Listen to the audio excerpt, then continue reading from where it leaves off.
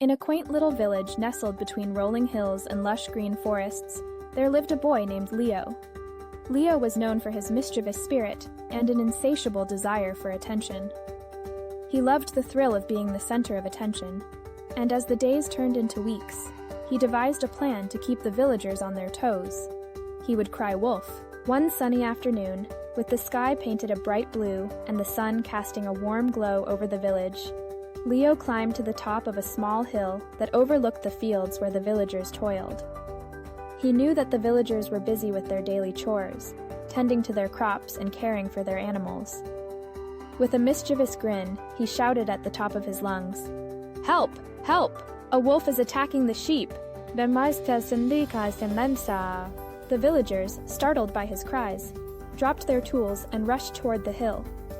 Panic spread like wildfire as they imagined the devastation a wolf could wreak on their livestock. They reached the top, breathless and wide-eyed, only to find Leo doubled over with laughter. "Got you!" he exclaimed, wiping tears of mirth from his eyes. The villagers, initially amused, soon turned their expressions from laughter to annoyance. They scolded him for his trickery, warning him that one day he might cry wolf for real, and no one would believe him. But Leo, ever the jester, simply shrugged off their concerns. Days passed, and Leo, emboldened by his previous success, decided to play the same trick again. This time he climbed the hill and shouted even louder, "Help! Help! The wolf is here, it's attacking the sheep!" Once again, the villagers came rushing up the hill, hearts racing and faces pale with fear. But when they reached him, they found him rolling on the ground, howling with laughter. Anger flared in their eyes, and they warned him again about the dangers of lying. But Leo, undeterred, found their frustration amusing.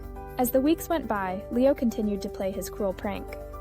Each time he cried wolf, the villagers would come running, only to find him laughing, and each time their trust in him eroded a little more. They began to ignore him, dismissing his cries as mere antics of a boy who had lost his way.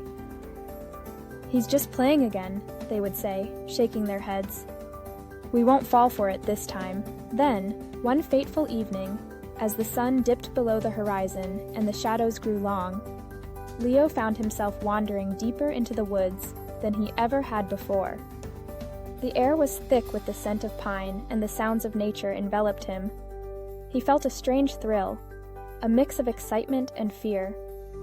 But as he ventured further, he stumbled upon a clearing where he saw something that made his heart race. A real wolf, its eyes gleaming in the fading light, prowling near a flock of sheep. Panic surged through Leo as he realized the danger. The villagers were not far away, and he knew he had to warn them. He sprinted back to the village, his heart pounding with fear. "Help! Help! There's a wolf! A real wolf!" he shouted as he burst into the village square. But the villagers, busy with their evening routines, barely glanced up. "Not again, Leo," one of them said dismissively. "You've had your fun. We're not falling for it this time." "Please, it's real, I saw it!" he pleaded, desperation creeping into his voice. Yet, no one believed him. They turned their backs, dismissing his cries as just another one of his tricks. Frustrated and terrified, Leo ran back to the clearing, determined to confront the wolf himself. But as he reached the spot, he saw the wolf had vanished into the shadows, leaving only the quiet rustle of the trees behind. Defeated, Leo returned to the village, his heart heavy with the weight of his actions.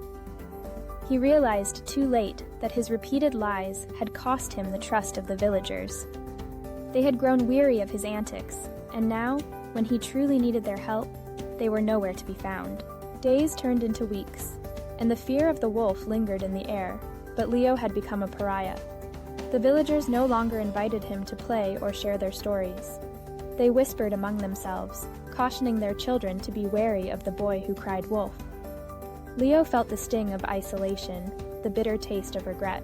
One evening, as he sat alone on the hill, watching the sunset paint the sky in hues of orange and pink, he reflected on his choices. He realized that honesty was a fragile thread that, once broken, was difficult to mend. The laughter he had sought had turned into loneliness, and the attention he craved had become a burden. With a heavy heart, Leo made a vow to change. He approached the villagers one by one, apologizing for his deceitful ways. He shared his experience and the lesson he had learned about trust and honesty. Slowly, the villagers began to listen. They saw the sincerity in his eyes and the remorse in his voice. Over time, they began to forgive him, but the road to rebuilding trust was long. Leo worked hard, proving through his actions that he was no longer the boy who cried wolf.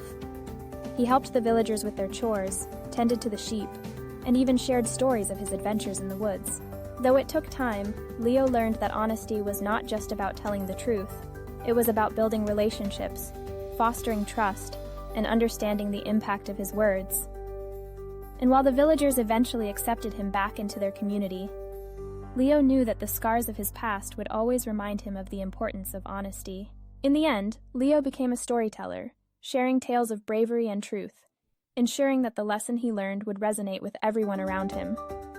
He often concluded his stories with a reminder: trust is like a glass. Once shattered, it's hard to put back together. So, let us choose our words wisely.